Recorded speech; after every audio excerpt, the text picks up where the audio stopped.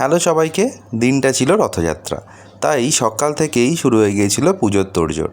ঠাকুরমশাইও দেখো চলে এসেছেন, আর আসার পরেই জগন্নাথ দেব, বলরাম দেব, সুভদ্রা দেবীকে স্নান করিয়ে পুজোর জোগাড় শুরু করে দিলেন। আর এখানে দেখো আমরা নিজেদের মতো করে একটু ভোগ নিবেদন করার চেষ্টা করেছি।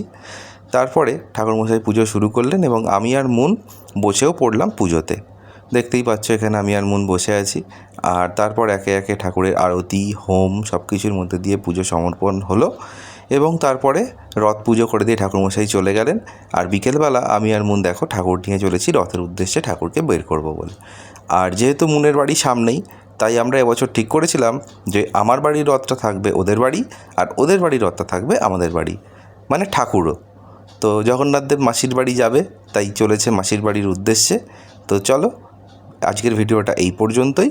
পরের উল্টো রথের ভিডিও দেখো পরের শর্টসে। টাটা।